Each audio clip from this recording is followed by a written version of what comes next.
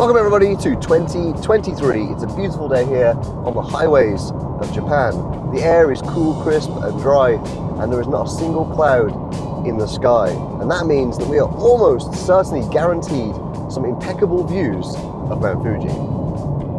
So as a lot of you frequent Japan travelers might already know, Mount Fuji has a bit of a reputation for being quite hard to see on a clear day. In fact, it spends more than half of the year veiled in clouds and mist. So if you really do want to get a clear view of the mountain and have more of a guaranteed chance of doing so, then coming early in the middle of winter is the perfect time to do so. One of the reasons that Fuji is so hard to see is that it has a very humid climate, which means there's a lot of moisture in the air throughout the year.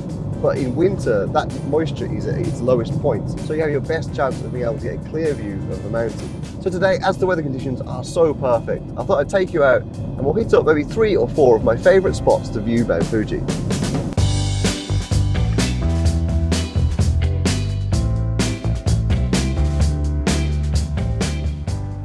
So definitely one of the funniest things about coming to Fuji in a car is that you can drive up all these awesome twisty little roads along the mountainside. And it's not just Fuji, basically 80% of Japan is mountains, so there's loads of fun roads like this.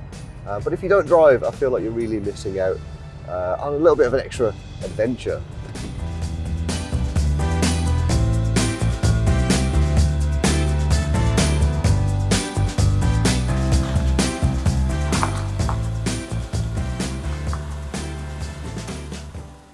All right, we are here at our first stop, but before we take the 20-something-ish minute walk up to the actual viewpoint, I want to show you guys a very useful website to see if you're primed for a good Fuji view.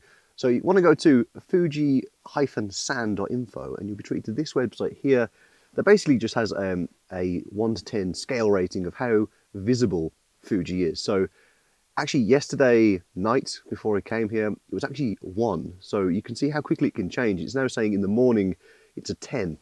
And for the rest of this week, we've got 10, 10, 10, 10, 10 until basically 5 days from now. So obviously it could be subject to change. The weather can just, change on its own and do whatever it wants really. But when you've got a row of about 5 days that are just all perfect 10s, it's a pretty good indicator that you're going to be able to get some good views. So that's it, the fuji-san.info. Let's go get some photos.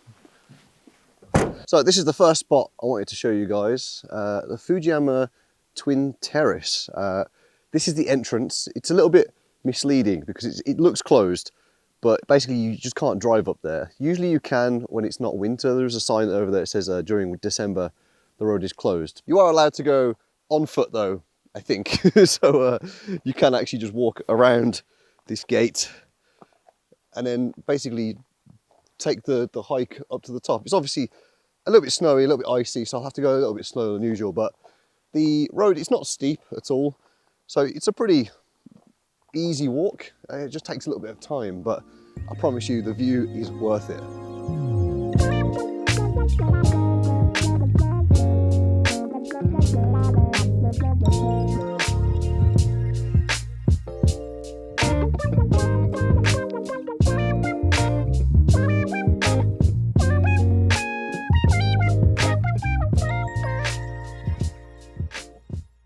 So we're just about to enter the sunshine, and it looks like, definitely the ice is melting there. It's a little bit extra slippy, but the road doesn't look to be too bad all the way up. Just have to be careful of those little slicks there. Yeah, this bit that has melted is just bare concrete, and it's actually quite dry, thankfully. So good times. I'll see you guys at the top.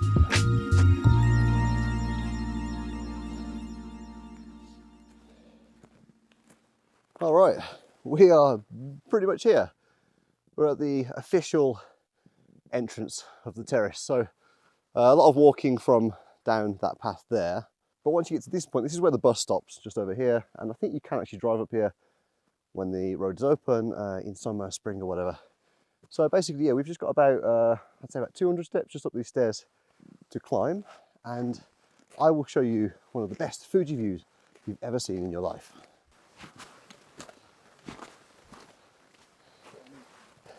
Konnichiwa. あ、そうですね。でも大変ですよね。この道路が。景色が素晴らしかったんですか。ありがとうございます。気をつけてね。A little bit icy at the very top of those stairs there, but as promised, this is the Fuji Twin Terrace, the greatest Fuji view in Japan.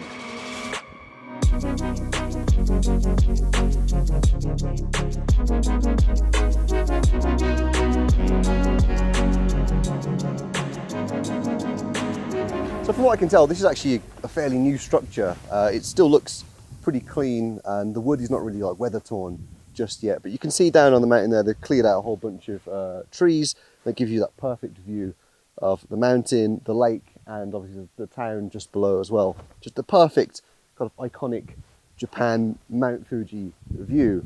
And obviously, as you might have already gathered, as the name implies, it's called Fuji Twin Terrace. So this is terrace number 1.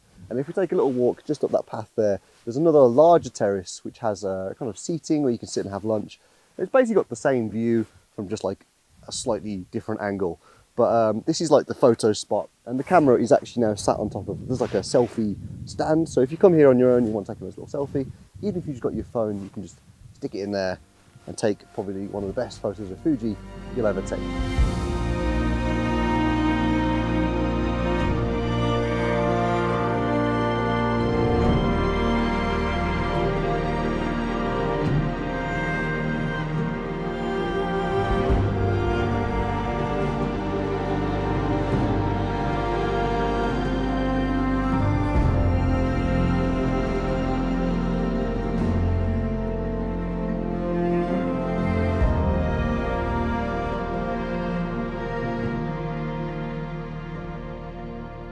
So that was the second terrace of Fuji Twin Terrace, and if you're a hiking enthusiast or you want to just get into it, there's some pretty easy hiking trails around here.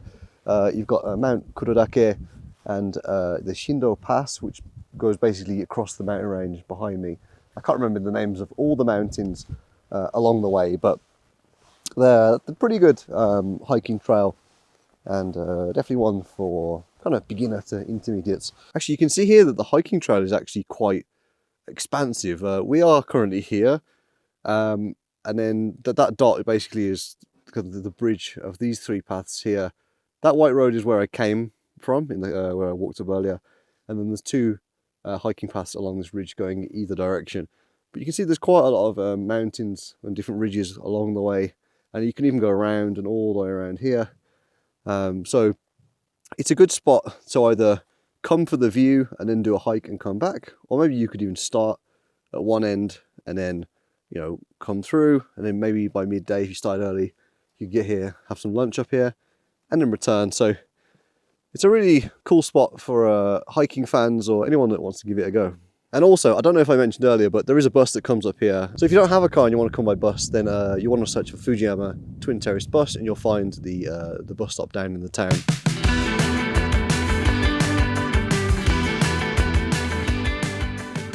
All right, that is our first stop completed, and thankfully probably the most arduous and time-consuming, basically because we had to walk up from where I've parked the car here, and walking on snow is quite tiring. So we'll take a little rest, but then we're going to head down to the bottom of the mountain. It's only about half an hour drive.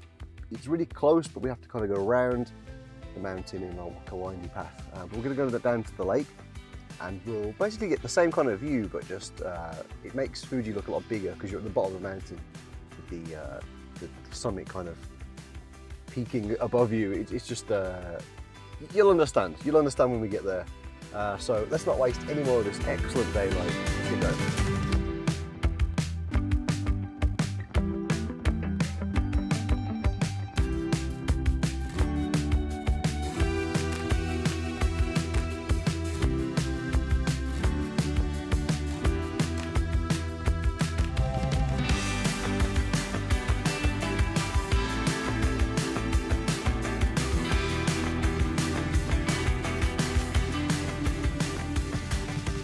Okay, so just parked the car on the side of the road behind me. It's a little bit tricky to park on this road because a lot of hotels and things and all the car parks have got like limited access or that they're restricted for the hotels.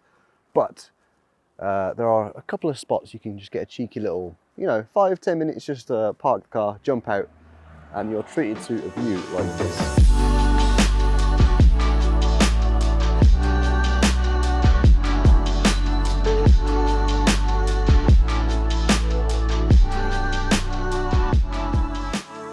Actually, I guess there is maybe one slightly bad point about coming on such a clear, sunny day, is that it's almost like too bright.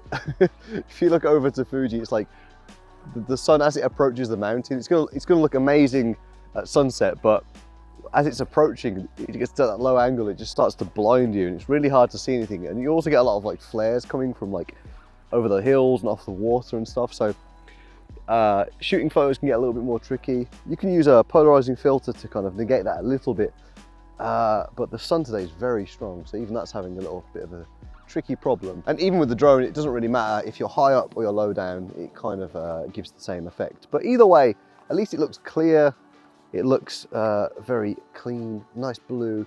And the best thing about Fuji is the shape. It's just it's almost like, it's not quite symmetrical, but it's just got such an iconic shape. Just everybody knows, like, that is Mount Fuji.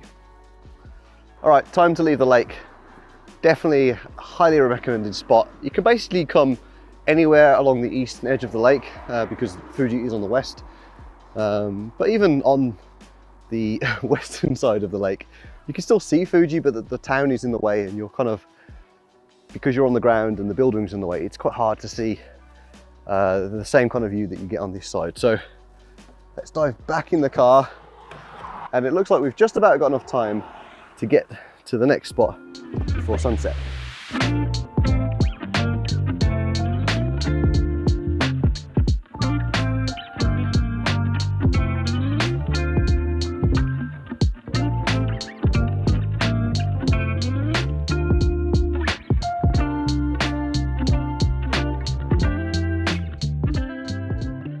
All right, so with almost perfect timing, I've just arrived at the sunset location just a couple of minutes after the start of golden hour. So you can probably see that blinding light behind me. In the background, you've got Fuji, you've got the sun. You can still see the sun, so it's probably going to be kind of clipping behind the mountain in about 10 minutes. So I've got a dash, get my tripod set up, and yeah, hopefully we can capture an awesome time lapse.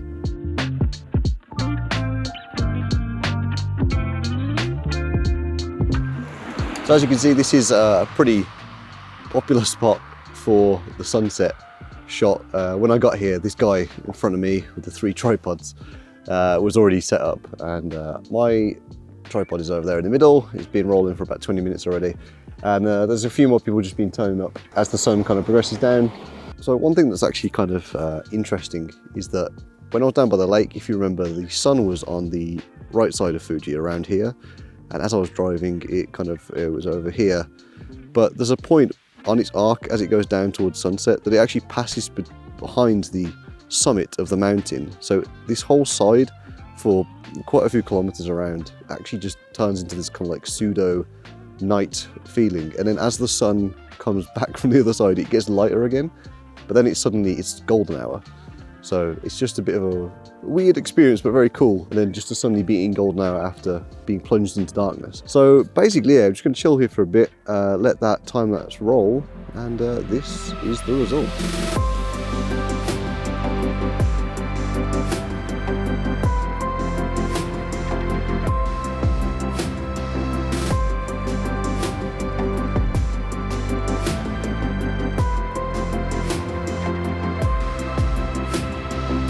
And so with a classic fade to black sunset time lapse, we arrive at the end of the video. So thanks for watching today, guys. I hope you enjoyed these 3 spots around Mount Fuji that are some of my favorites, but by all means not all of them. There are hundreds upon hundreds of different places you can see the mountain from, all the way around, 360 degrees. The reason we picked the east side though today was for the sunset that we just finished with, because the sunset's in the west of Japan, so you need to be on the east side. And perhaps for the next one, if I'm able to wake up early enough, we could try the top sunrise spots around Mount Fuji. So give this video a thumbs up if you liked it, guys. Please subscribe to the channel if you want to see more content like this, and I'll see you in the next video.